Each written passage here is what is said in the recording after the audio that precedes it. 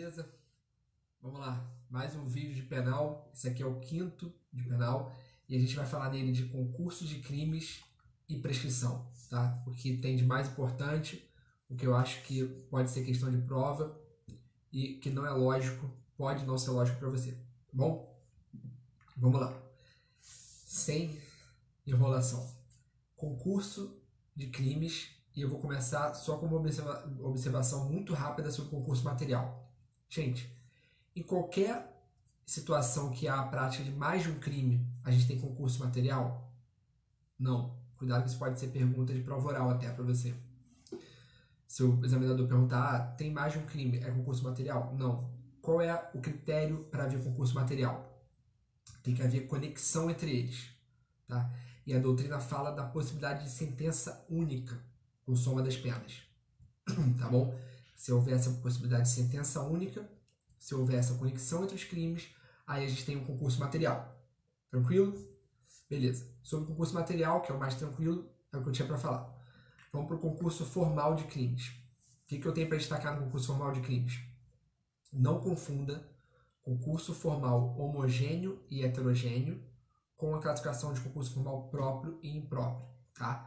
A gente tem concurso formal homogêneo, mais de um crime, né? Mesmo crime.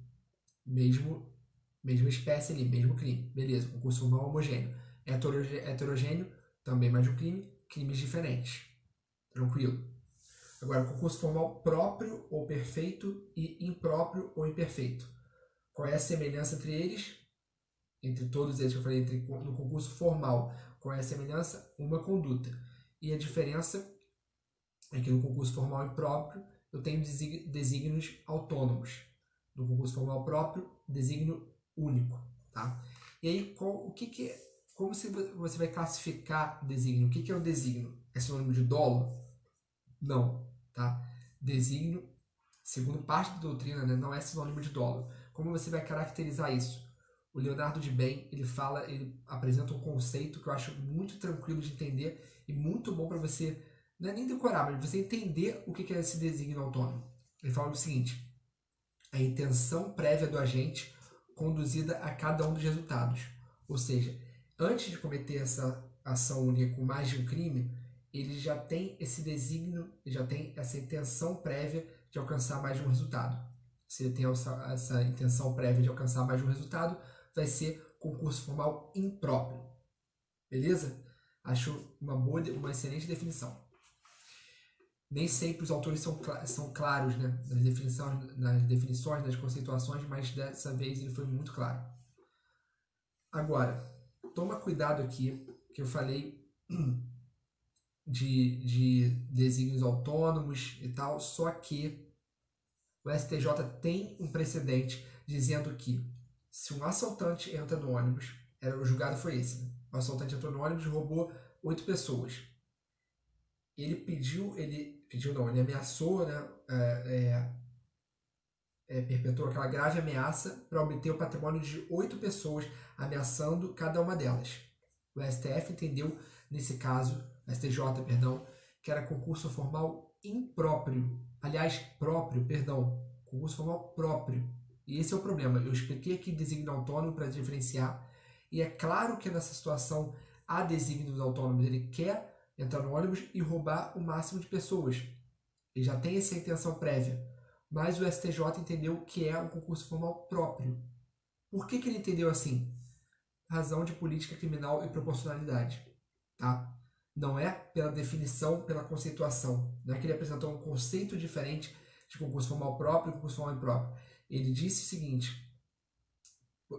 ele entendeu, né, o STJ entendeu da seguinte forma: se você aplica o concurso formal impróprio nesse caso, um cara que roubou 8 patrimônios, ele teria uma pena maior que um latrocínio que um homicídio. Então, por razão de política criminal, pela proporcionalidade, ele entendeu que era concurso formal próprio. Beleza? Cuidado com esse julgado aí e veja o que o seu enunciado vai trazer para saber o que você vai responder. Show? Vamos lá, seguindo aqui. Cuidado também com a afirmação de que todas as vezes, vai depender muito do enunciado, né? Cuidado com a informação de que todas as vezes que você considerar concurso, com essa afirmação até na tua cabeça, todas as vezes que você considerar o concurso formal próprio, vai ser dolo mais culpa ou culpa mais culpa. Nesse caso, a gente tem dolo mais dolo. E o STJ entendeu que era concurso formal próprio. Show? Vamos lá. E qual é o critério, gente, ainda no artigo 70, né? Qual é o critério para aumento, para aumentar em 1/6 até metade? De acordo com a STJ e STF, é o número de crimes e o número de vítimas. Tá? Então você aumenta, se você tiver 2 crimes, 1/6, mais 6 ou mais, metade, você vai aumentando. 2 crimes, 1/6, 3 crimes, 1/5, 4 crimes, 1/4, 5 crimes, 1/3 e 6 ou mais, metade. Aí o Leonardo de Bem, ele fala que ele critica essa absolutização, né? Que ele acha que é contrária à individualização da pena. Por quê? Você tem um critério muito objetivo, um critério numérico para dosar, para reprovar uma conduta, né? Aí, por outro lado, ele fala que tem um aspecto benéfico desse critério do STJ e do STF, que é evitar que o cara cometa 2 crimes e responda com um aumento de metade. Ele vai ter um aumento de 1/6 se forem 2 crimes. Tá? Último ponto aqui dentro de concurso formal que eu queria destacar para vocês. A aula de hoje, o vídeo de hoje é bem curto, bem tranquilo, mas muito útil e bem pontual, assim, bem direto na ferida ali. Que eu acho que a gente tem como acertar todas as questões lendo o teu material, a lei seca, fazendo exercícios e vendo esse vídeo. Vamos lá. O dolo no concurso formal e próprio, ele pode ser direto, indireto, aliás, dolo direto de primeiro grau, dolo direto de segundo grau, e pode ser também dolo eventual. Não há nada que proíba, que faça você entender que não cabe um dolo eventual ali. Tá bom? Cuidado que pode trazer isso numa questão até discursiva, na objetiva discursiva, que só cabe concurso formal impróprio, se for dolo direto de primeiro grau. Não, pode ser dolo direto de primeiro grau, segundo grau e dolo eventual. Tranquilo? Com esse ponto a gente fecha concurso formal próprio e impróprio, concurso formal, artigo 70, e a gente vai agora para o artigo 71. Vamos lá, crime continuado. Primeiro, o que eu tenho para destacar dentro de crime continuado? Qual é a teoria que você vai adotar na prova? Teoria objetiva. STF e maioria da doutrina. Então, é que você vai adotar na prova. Tá? Pela teoria objetiva, você só vai analisar aspectos objetivos para saber se houve crime continuado. Tá? Não vai analisar o aspecto subjetivo. Quais são os aspectos objetivos e qual é o aspecto subjetivo? Vamos lá. Primeiro, na teoria objetiva, como eu disse, você só analisa aspectos objetivos, que são as circunstâncias de tempo, lugar, operacional, né, o modus operandi, tá? Isso são circunstâncias objetivas. Agora, circunstância subjetiva, aliás, o elemento subjetivo é aquele plano inicial de praticar as condutas de forma continuada, tá? O autor, para a teoria subjetiva, ele tem que ter um plano inicial de praticar os crimes de forma continuada, para você entender que houve o crime continuado do artigo 71. Aí, a gente tem a teoria objetiva, a teoria subjetiva e a teoria mista, como quase sempre. O que é a teoria mista? Ela junta os critérios objetivos e subjetivos. Tem que ter essas circunstâncias objetivas e o plano inicial. Quem segue essa teoria mista? Juarez Cirino, Rogério Greco e o STJ em alguns julgados. Tá? A gente tem alguns julgados do STJ entendendo sim que é necessário, além das circunstâncias objetivas, as circunstâncias subjetivas. E aí, dissecando melhor esse artigo 71, o que a gente tem ali que você vai ler, você pode pausar o vídeo, ler o artigo 71 e vir para a explicação. Tá? Vamos lá. O que é mesma espécie? O que é crimes da mesma espécie? É o mesmo tipo penal, é o mesmo crime mesmo. Tá? Mesmo crime é estranho, né? É o mesmo crime. E você pode ter na forma privilegiada e simples, você pode ter na forma simples e qualificada. O fato de ter essas qualificadoras e privilégios não vai impedir que você considere o crime continuado com uma causa de aumento de pena não vai impedir, mas tem que ser o mesmo crime, tá? E aí o Leonardo Bender traz uma posição do Jorge Cirino que fala o seguinte: por que não entender como o mesmo, como essa mesma espécie, o mesmo bem jurídico? E aí a gente pode ter o mesmo bem jurídico sendo protegido, por exemplo, no Código Penal, numa lei penal especial. Se forem do mesmo bem jurídico, caberia crime continuado, na opinião do Jorge Cirino. Tá legal? Vamos lá, continuando aqui analisando o artigo 71. Condições de tempo. A doutrina, a jurisprudência prevê um intervalo médio de 30 dias entre um crime e outro. Tá? Não é que tem que ser durante 30 dias. É intervalo médio e máximo de 30 dias entre um crime e outro. Tá? Cuidado que a gente tem exceção para essas condições de tempo. Se for, por exemplo, um imposto de renda, caberia crime continuado, e a gente sabe que a declaração é anual. Então, é cabível um intervalo muito maior. O crime é cometido no ano, o outro crime vai ser cometido no ano seguinte. E mesmo assim, pode haver crime continuado em caso de sonegação de imposto de renda. Tá legal? Condições de lugar. Mesma cidade ou cidades próximas. Tá? E mesmo o modus operandi, né, não precisa explicar. Ele tem a mesma maneira de execução, são semelhantes às maneiras de execução. Tá legal? Gente, faltando um elemento, ou seja, não é na mesma condição de tempo, mas é na mesma condição de lugar e mesmo modus operandi. Faltando um só desses elementos, não obsta o reconhecimento do crime continuado. Agora, se faltarem dois, eu só tenho 3 elementos: condição de tempo, lugar e modus operandi. Aí você tira 2, já desconfigura completamente o crime continuado, tá? Isso de acordo com a doutrina e jurisprudência majoritária. Você pode achar alguma doutrina falando diferente, que tem que ter os 3, se não tiver um já era. Não é assim, tá? E claro que você analisando o caso concreto, o cara cometeu um crime aqui, 10 anos cometeu outro, não vai ter um elemento temporal e também não tem como você entender que tem crime continuado aí. Tá bom? É só análise, realmente você tem que saber esses critérios, saber que o fato de não ter um pode, não necessariamente vai descaracterizar o crime continuado, mas você tem que saber analisar o caso concreto. Beleza? Gente, o último ponto aqui que a gente tem em relação ao crime continuado. Aliás, ao crime continuado não. Último ponto em relação ao artigo 70 e 71. E 72, né? Sistema de cumulação de penas, a acumulação, o cúmulo material, é aplicado em quais hipóteses? Você lendo o artigo, você sabe. Os artigos, você sabe. Primeiro, concurso material. Segundo, concurso formal e próprio. E o que as pessoas costumam esquecer, que é o caso de concurso de penas de multa. As penas de multa, mesmo que haja a aplicação da exasperação, né, em relação ao artigo 71, em relação ao artigo 70 ou 71, no caso de penas de multa, elas são aplicadas com concurso material. Tá bom? Não esqueçam disso. E a gente tem que, se tiver uma afirmação que a gente aplica o concurso material temperado, você saberia responder o que é isso? O que é o concurso material temperado? O concurso material temperado é que o máximo de pena a ser cumprida, efetivamente cumprida, é 40 anos. Agora com o pacote de crime, né? Antes era 30, agora 40.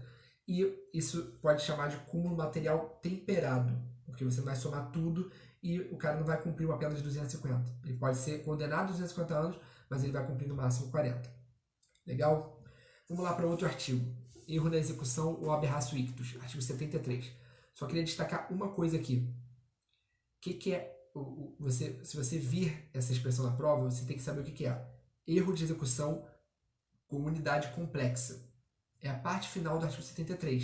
Está escrito lá: no caso de ser também atingida a pessoa que o agente pretendia ofender, aplica-se a regra do artigo 70 deste Código. Então eu tenho um erro de execução com unidade complexa. Tá? Esse é o sinônimo para a parte final do artigo 73. Vamos lá. Finalizando esse tema concurso de crimes aqui, a gente vai para o artigo 74, que é aberratio delicti ou resultado diverso do pretendido. O que eu destaco aqui nessa parte, gente? Você vai ler lá o artigo, pode ler, entender, falar, sei tudo daqui. Só que não é tão simples quanto uma leitura. Eu sempre digo, sempre proponho, né? Sugiro que a letra de lei seja lida sempre, mas em conjunto com algum material. Porque você lendo só um artigo, você acha que entende tudo, acha que decorou, mas não tem. Vai muito além ou tem uma interpretação muito diferente da sua lógica. Pode ser que tenha. Então eu prefiro estudar assim, sempre combinando leitura de artigo com algum material, tá? Aí o Rogério Sanches, gente, ele fala o seguinte: para aplicar o artigo 74, para entender que houve aberratio delicti, os bens jurídicos têm que ser diversos. Se eles forem iguais, vai ser o artigo 73, tá? Vai ser a disposição do artigo 73. Agora, além de serem bens diversos, eu tenho que ter um bem jurídico atingido diferente daquele, aliás, mais valioso daquele que eu pretendia atingir.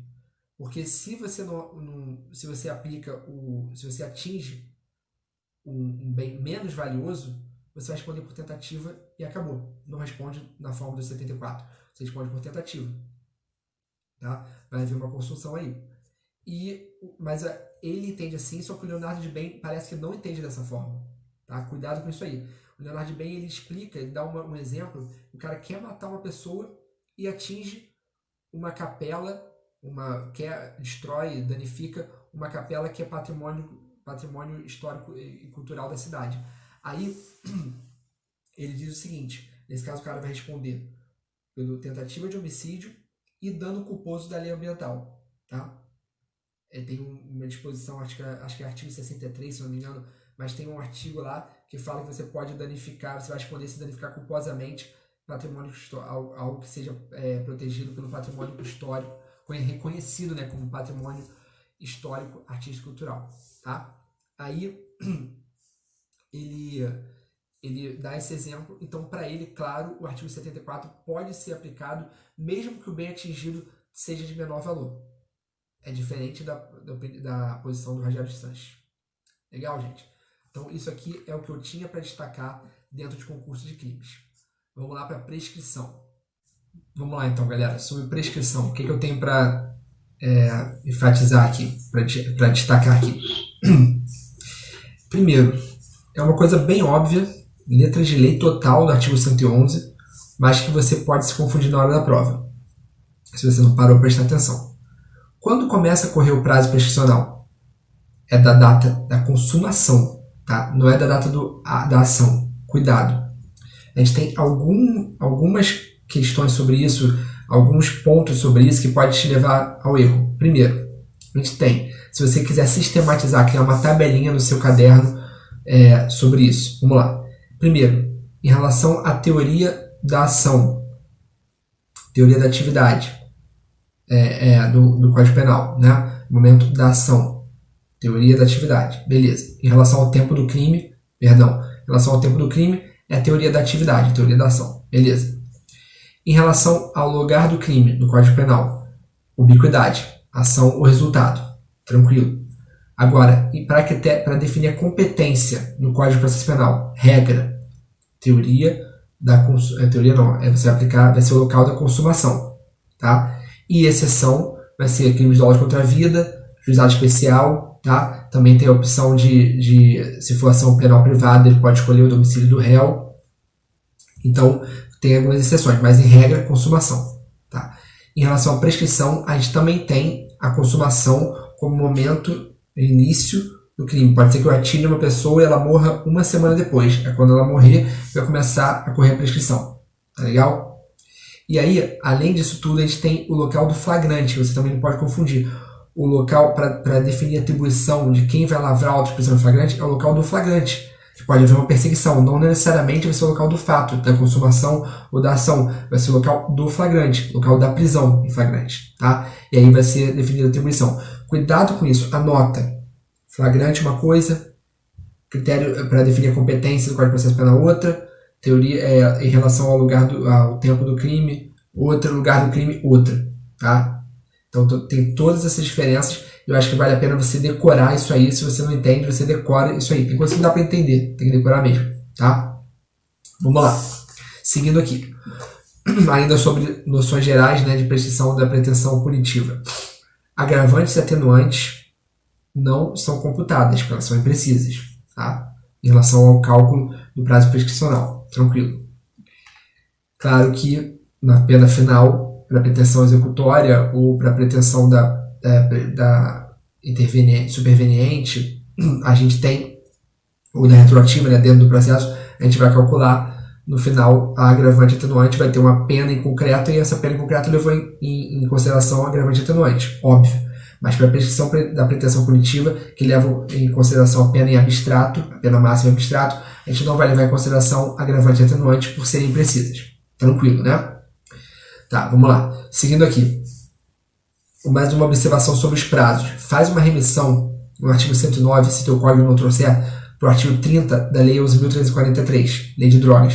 O artigo 28, as penas, né, do artigo 28, as punições do artigo 28, você vai aplicar, você vai prescrever em 2 anos, tá? Não vai prescrever em 1 ano, em 3 anos. Então pode cair na sua prova, estou olhando só uma observação aqui, pode cair na sua prova que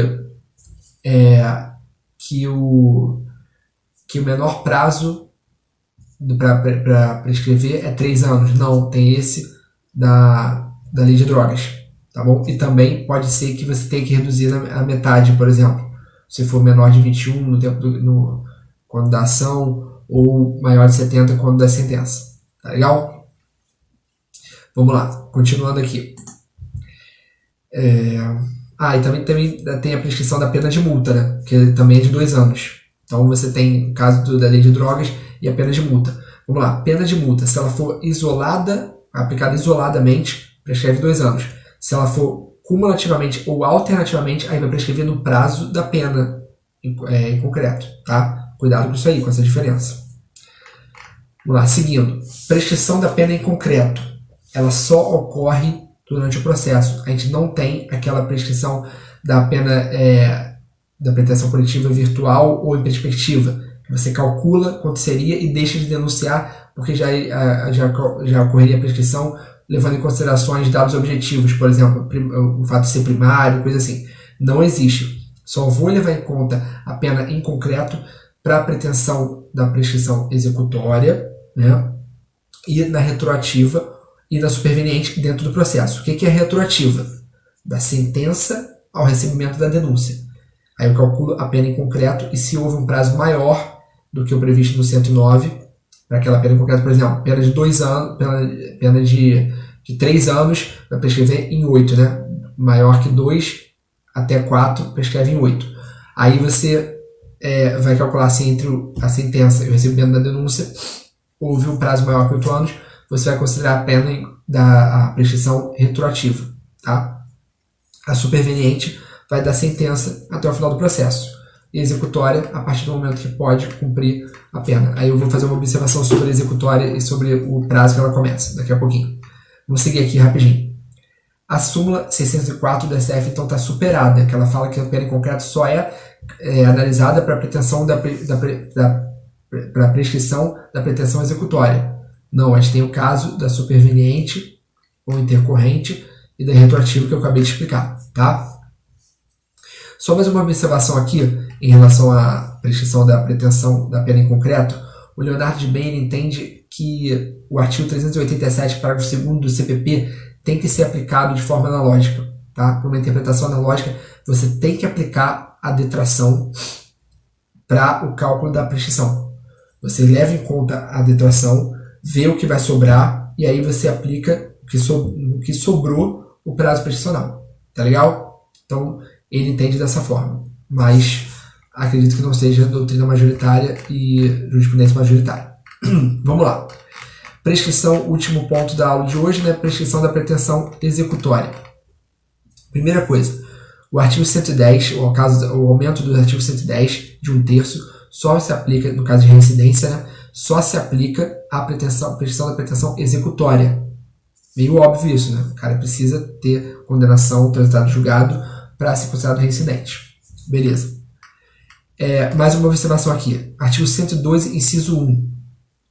a prescrição começa a correr da pretensão executória do dia em que transita o julgado a sentença condenatória para a acusação. Só que olha só, a gente teve decisão do STF, voltando atrás, né, entendendo que não cabe cumprimento provisório da pena, né, só vai haver possibilidade de cumprimento da pena após o trânsito julgado. Então, se eu só posso cumprir a pena após o trânsito julgado, eu não posso falar em prescrição da pretensão executória antes do momento que eu posso cumprir a pena, que é após o trânsito julgado. Tá? Aí o STJ tem precedente nesse sentido e o Leonardo de Bem entende que se não é possível executar provisoriamente a pena, eu não posso também falar início da prescrição da pretensão executória. Beleza? Vamos lá. Inciso 2, eu só quero que você faça artigo 112, inciso 2, eu queria que você fizesse uma remissão da parte do salvo quando o tempo da interrupção deva computar-se na pena. Você faz uma remissão para o artigo 41, tá? É só isso mesmo. Aí você vai ler lá e você vai entender. Súmula 220 do STJ, gente. A reincidência não influi no prazo, como eu acabei de dizer, da prescrição da pretensão punitiva, tá? Só da prescrição da pretensão executória. Outra súmula aqui que é importante destacar, súmula 415. O período de suspensão do prazo prescricional é regulado pelo máximo da pena combinada. Beleza. O período de suspensão do prazo prescricional é regulado... sim. Em relação àquela suspensão do processo, eu vou, e na suspensão em geral, eu vou suspender ele está se referindo aqui ao artigo 306, né, 360, perdão, do Código de Processo Penal, que fala da suspensão do processo. Você vai suspender, de acordo com a súmula do STJ, pelo máximo da pena. Aí depois desse prazo do artigo 109, pelo máximo da pena, você começa a contar a prescrição da pretensão punitiva. Tá? Você volta a contar. Não é uma previsão para sempre, uma suspensão para sempre, porque você estaria, o legislador estaria prevendo mais um caso de imprescritibilidade, mas previsto na lei, não na Constituição, tá bom? Vamos lá, seguindo aqui, em relação ao artigo 117, parágrafo 1º, que fala que, excetuadas as hipóteses dos incisos 5 e 6, a interrupção da prescrição produz efeitos relativamente a todos os autores do crime e nos crimes conexos que sejam objeto do mesmo processo, estende-se aos demais a interrupção relativa a qualquer deles. O que ele quer dizer, esse artigo? Esse parágrafo 1º? Quer dizer o seguinte: se for um aditamento subjetivo, tá? Você, na verdade, assim, qual a leitura que você deve fazer, não o que ele quer dizer, qual a leitura que a doutrina faz sobre o parágrafo 1º. Se ocorre um aditamento subjetivo, não vai haver nova interrupção para o coautor, porque já interrompeu para ele uma vez. Então não vai haver uma nova com aditamento subjetivo. Agora, se houver um aditamento objetivo, ou seja, incluir novo crime, aí vai haver sim interrupção, porque esse crime não fazia parte do processo. Tá bom? Aí vai haver interrupção do prazo prescricional. Beleza. E mais uma observação aqui em relação ao 117, inciso 4. A gente sabe que o STF, agora em fevereiro de 2020, já é o entendimento do Leonardo de Bem, mas, aliás, não é o entendimento do Leonardo de Bem, mas o STF entendeu em fevereiro de 2020 que o acórdão confirmatório interrompe sim a prescrição. Tá? O acórdão confirmatório também interrompe a prescrição. O Leonardo de Bem entende que só o acórdão condenatório, se a sentença for absolutória e o acórdão condenatório, entende que nesse caso poderia haver interrupção. Do contrário, se for só para confirmar, não poderia. Mas a gente tem essa decisão de fevereiro de 2020 do STF, entendendo que acórdão confirmatório interrompe sim a prescrição. Tá legal? Gente,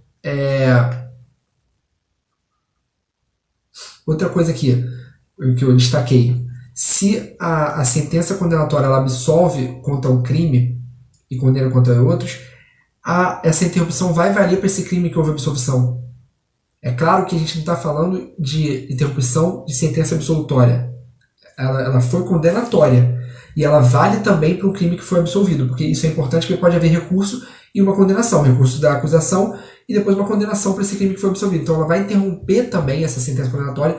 Ela interrompe sim a prescrição em relação a esse crime sobre o qual houve absolvição da sentença. Bom? Seguindo aqui, gente, eu queria só destacar mais duas coisinhas. Eu fazer três coisas. A gente vai fazer um exercício rapidinho aqui e eu queria que vocês fizessem uma remissão do artigo 116 para o 89 da Lei 9.099 e para o artigo 4º, parágrafo 3º da Lei 2.850, Lei de Organizações Criminosas. Tá? Façam essas remissões, depois leiam lá, vocês vão entender, que são causas de suspensão da prescrição. Tá legal? E eu queria que vocês destacassem também, o segundo ponto aqui, que vocês destacassem as alterações pelo pacote anticrime no artigo 116. A gente tem incisos 2, 3 e 4 que foram alterados pelo pacote anticrime. Tá bom? Último ponto aqui, gente, é um exercício que eu queria destacar. É um exercício que eu acho que você deve prestar atenção. Eu não citei o artigo ainda e vou citar agora. Vamos lá. Primeiro, o artigo pede o seguinte, o exercício pediu o seguinte: se você for fazer a filtragem lá no concursos, prescrição, que prova juiz, delegado e promotor dos últimos anos, 18, 2019, 2020, você vai achar essa questão e eu queria comentá-la. Vamos lá. A questão fala o seguinte: ela diz que a pessoa foi condenada por furto simples e aí foi reconhecido um agravante e a pena foi majorada à metade. Aí ele fala e depois foi reconhecida a quantidade delitiva e teve um novo aumento de metade, tá? Da pena. Ou seja, furto simples, mais metade e depois mais metade. Qual é a pena? Ele foi condenado com a pena mínima, né? Na dosimetria, o juiz fixou no mínimo legal. Qual é o mínimo legal do furto simples? A pena é 1 a 4 anos, então foi 1 ano. Mais metade, 1 ano e meio. Né? A gente tem 1 ano e 6 meses. 18 meses. Aí aumentou em mais metade na quantidade delitiva. Aí a gente iria para 18 anos mais metade, 9 meses, 27 meses. Daria 2 anos e 3 meses de pena total. 27 meses. Beleza. Aí, qual é o prazo da prescrição da pretensão executória? Como é que eu vou fazer esse cálculo? Eu vou considerar esses 27 meses? Não. Por quê, gente? Esse aumento, a questão diz que foi pela continuidade delitiva. E o artigo 119 fala que você vai contar isoladamente a prescrição para cada um dos crimes, em caso de concurso formal ou continuidade delitiva, tá? No caso de concurso de crimes, você vai contar isoladamente cada crime e você não vai computar essa causa de aumento para cada um deles. Então, se eu estou analisando aqui um furto simples, que tem 1 ano e a pena foi aumentada com agravante para 1 ano e 6 meses, eu só vou calcular 1 ano e 6 meses. Eu não vou considerar a causa de aumento de metade em relação à continuidade delitiva. Eu errei essa questão. Esqueci do artigo 119. Olha só. Eu calculei 27 meses, 2 anos e 3 meses, 2 a 4, prescreve em 8. Não prescreve em 8. 1 a 2, prescreve em 4 anos. Tá? A gente sabe que 0 até menor que 1, né? Menor que 1 ano, prescreve em 3, entre 1 e 2, 4, maior que 2 até 4, 8, maior que 4 até 8, 12, maior que 8 até 12, 16, maior que 12, 20 anos. Legal? É isso que eu tinha para destacar, gente, sobre prescrição. Prestem atenção nesse tema, é um tema bom para a prova sim, tá? Eu acho interessante também decorar o artigo 109. E qualquer dúvida, eu estou aqui, beleza? Um abraço aí e até o próximo vídeo. Acabou ficando um pouco mais longo do que eu pensava, mas tá bom. Vamos lá. Até o próximo vídeo aí, gente. Um abraço.